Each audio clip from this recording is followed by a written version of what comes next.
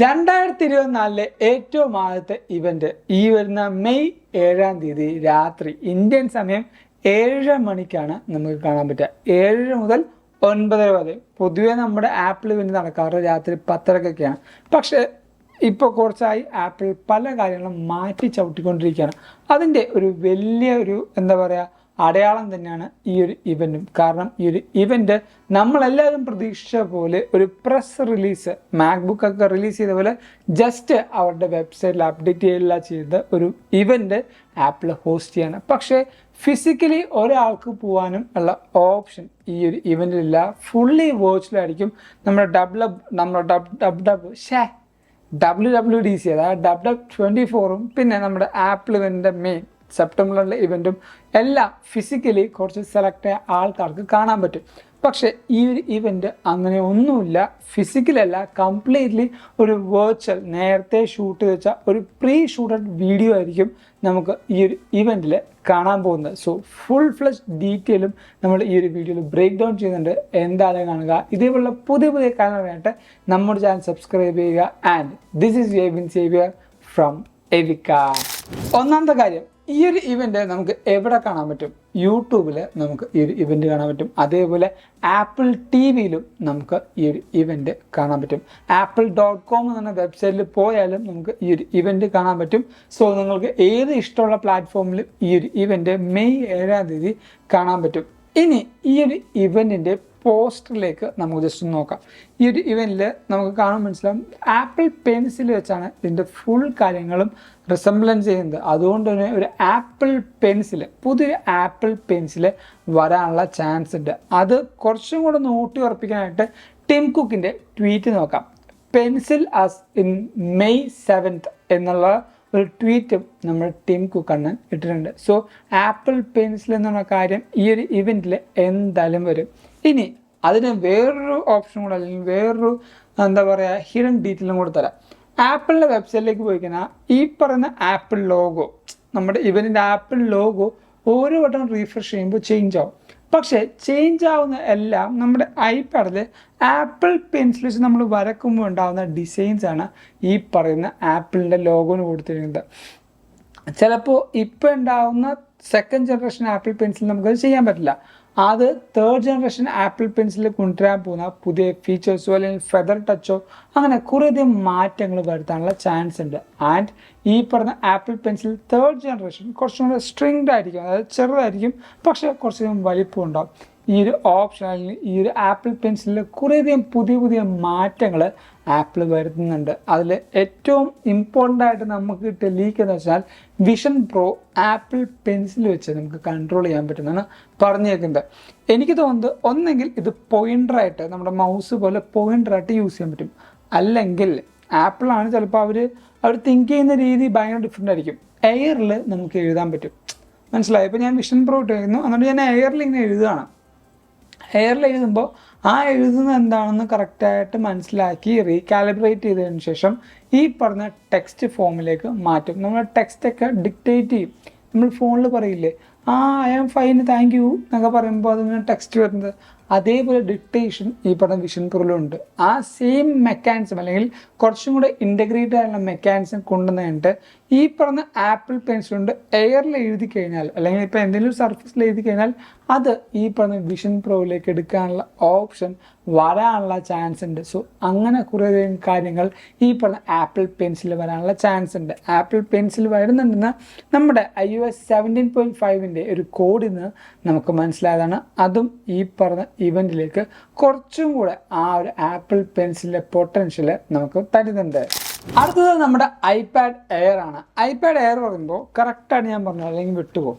IPad air 2 size വരും. എഴുതി വെച്ചേക്കാം, അല്ലെങ്കിൽ മറന്നു പോകും. കാരണം കറക്റ്റ് കാര്യങ്ങൾ പറയണ്ടേ. ഒന്ന്, നമ്മുടെ ഐപാഡ് 2 സൈസിലാണ് വരാൻ പോകുന്നത്. ഈ 2 സൈസിൽ വരുമ്പോഴും ഒന്ന് നമ്മുടെ ഇപ്പോൾ ഉണ്ടാകുന്ന M1 എയറിലെ സ്റ്റാൻഡേർഡ് M1 എയർ ആ ഒരു സൈസിലായിരിക്കും വരുന്നത്. രണ്ടാമത്തത് നമ്മുടെ ഇപ്പോൾ നിലവിലുള്ള പ്രോ സീരീസിൻ്റെ ആ ഒരു സൈസിലേക്ക് ഡിസ്പ്ലേ മാറാനും ചാൻസ് ഉണ്ട്. ആൻഡ് ഇതിൽ OLED ഡിസ്പ്ലേ ആണ് ആപ്പിൾ യൂസ് ചെയ്യുന്നത്. അതുകൊണ്ട് തന്നെ കുറച്ചുകൂടെ ബെറ്റർ ആയിട്ടുള്ള കളേഴ്സും ഗാമാസും എല്ലാം ഈ പറയുന്ന നമ്മുടെ ഡിസ്പ്ലേയിൽ ലഭിക്കാനുള്ള ചാൻസ് ഉണ്ട്. അതേപോലെ നേരത്തെ വന്ന ഐപാഡിൽ നമുക്ക് നോക്കുമ്പോൾ മനസ്സിലാവും ലാൻഡ്സ്കേപ്പിലാണ് ഈ പറഞ്ഞ ക്യാമറ വന്നിരിക്കുന്നത്.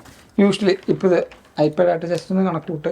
ഈ ഐപാഡിൽ ഇത്ര നാളായിട്ട് ഇവിടെയായിരുന്നു, ഈ ഒരു സൈഡിലായിരുന്നു ക്യാമറ പൊക്കത്ത്, M1 എയറിനൊക്കെ പൊക്കത്താണ്. പക്ഷെ പുതുതായിട്ട് വന്നിരിക്കുന്ന ഐപാഡിൽ നമുക്ക് ലാൻഡ്സ്കേപ്പായിട്ട് ഇവിടെയാണ് എന്ത് വരുന്നത്, ഈ പറഞ്ഞ വെബ് ക്യാം വരുന്നത്.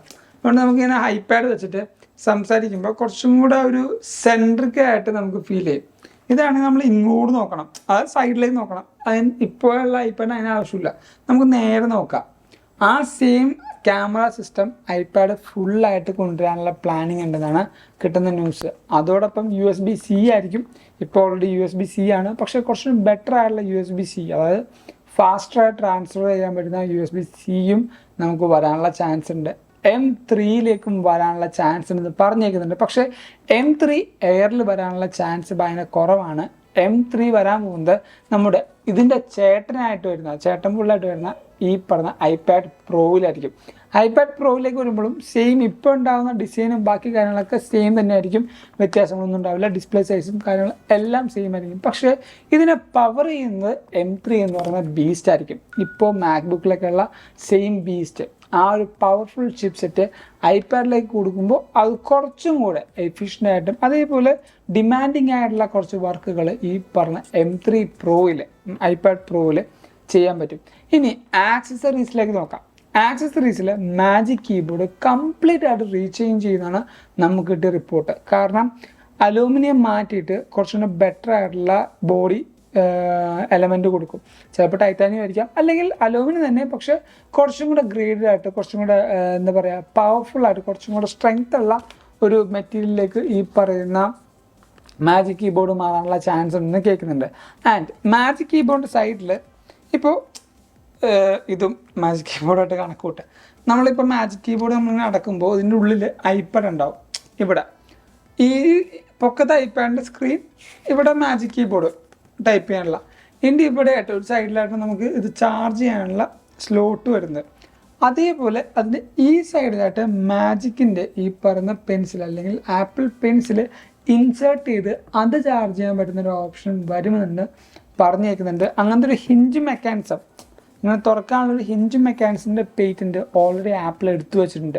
ആ ഒരു കാര്യമൊക്കെ അറിഞ്ഞുകൊണ്ടാണ് ചിലപ്പോൾ അങ്ങനെ ഒരു പുതിയ മാജിക് കീബോർഡ് വരാനുള്ള ചാൻസ് ഉണ്ട്. അതുമാത്രമല്ല ബെറ്റർ ആയിട്ടുള്ള അത് ഇൻ്റർഫേസും കുറച്ചുകൂടെ എന്താ പറയുക സ്റ്റൈലിഷ് ആയിട്ടുള്ള കളേഴ്സും ഈ പറഞ്ഞ ഐപാഡിലും ഈ പറയുന്ന മാജിക് കീബോർഡിലും വരാനുള്ള ചാൻസ് ഉണ്ട്. ഇനി വേറെ കുറച്ച് കാര്യങ്ങളാണ്. നമ്മുടെ ഈ പറയുന്ന 2 മണിക്കൂറാണ് ഇവൻ്റ് ഉണ്ടാവുക, 7:30 മുതൽ 9:30 വരെ. അതിൽ കുറച്ചധികം കാര്യങ്ങളൊക്കെ പറയാനുള്ള ചാൻസ് ഉണ്ട്. ആൻഡ് ഇതിൻ്റെ ഇടയ്ക്ക് ചിലപ്പോൾ നമ്മൾ ഒട്ടും എക്സ്പെക്റ്റ് ചെയ്യാതെ ഐഫോണിൻ്റെ ഒരു 15 സീരീസിലെ സ്പ്രിംഗ് കളേഴ്സ് ചിലപ്പോൾ ഇവൻറ്റിൽ അല്ലെങ്കിൽ കൊണ്ടുവരാനുള്ള ചാൻസ് ഉണ്ട്. എന്താണെന്ന് വെച്ചാൽ iPhone 13-ലാണെന്ന് തോന്നുന്നു, 14-ൽ യെല്ലോ കൊണ്ടുവന്നു, 13-ൽ എനിക്ക് തോന്നുന്നു കാൻഡിമാൻ അതായത് പേർപ്പിൾ കൊണ്ടുവന്നു. 13-ൽ ഗ്രീൻ ആയിരുന്നില്ലേ, 12-ൽ പേർപ്പിൾ, 13-ൽ ഗ്രീൻ, 14-ൽ യെല്ലോ, ഇങ്ങനെ 3 കളേഴ്സ് ആപ്പിൾ ഫസ്റ്റ് ക്വാർട്ടറിൽ റിലീസ് ചെയ്തായിരുന്നു. സെയിം അതേപോലെ ഒരു അൺഎക്സ്പെക്റ്റഡ് ആയിട്ടൊരു പുതിയ കളർ iPhone 15 ചിലപ്പോൾ റിലീസ് ആവാനുള്ള ചാൻസ് ഉണ്ട്. എന്താ പേസ്റ്റൽ കളേഴ്സാണല്ലോ ഇപ്പോഴത്തെ ട്രെൻഡ്. സോ അങ്ങനെ ഒരു പേസ്റ്റൽ കളേഴ്സിൽ ഈ പറഞ്ഞ പുതിയ ഐഫോൺ കളർ വരാനുള്ള ചാൻസ് ഉണ്ട്. ആൻഡ് ഐപാഡ് റെഗുലർ നമ്മുടെ ഐപാഡ് മിനി നമുക്ക് ചിലപ്പോൾ കാണാനുള്ള ചാൻസ് ഉണ്ടെന്ന് പറഞ്ഞേക്കുന്നുണ്ട് ഒരു 40% ആൾക്കാർ. പക്ഷേ 60% ആൾക്കാർ പറയുന്നത് അത് ഈ ഒരു കൊല്ലം ഇറക്കില്ല. ഈ കൊല്ലമല്ല, ഈ എന്താ പറഞ്ഞതെന്ന് വെച്ചാൽ മറന്നുപോയി.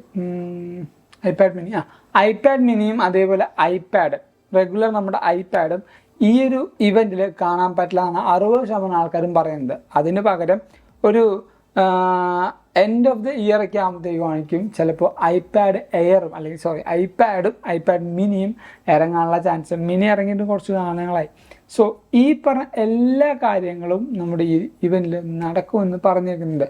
ഇത് കൂടുതലും നമുക്ക് വന്നിരിക്കുന്ന ലീക്സ് മിഞ്ചിക്കോയും അതേപോലെ നമ്മുടെ മാർഗർമനും ഇങ്ങനത്തെ വലിയ ടോപ്പ് ലീക്കേഴ്സ് പറഞ്ഞ ആ ഒരു ലീക്സും റൂമേഴ്സ് എല്ലാം കൂട്ടിയിണക്കിയാണ് ഞാൻ ഈ ഒരു വീഡിയോ തയ്യാറാക്കിയിരിക്കുന്നത്. സോ നിങ്ങൾക്ക് എന്തായാലും ഈ ഒരു വീഡിയോ ഇഷ്ടപ്പെട്ടു എന്ന് വിചാരിക്കുന്നു. അതുകൊണ്ട് നമ്മുടെ വീഡിയോ ലൈക്ക് ചെയ്യുക, എല്ലാ കൂട്ടുകാർക്കും ഈ ഒരു വീഡിയോ ഷെയർ കൊടുക്കുക. അതേപോലെ പുതിയ പുതിയ കാര്യങ്ങൾ അറിയാനായിട്ട് നമ്മുടെ ചാനൽ എന്തായാലും സബ്സ്ക്രൈബ് ചെയ്യുക.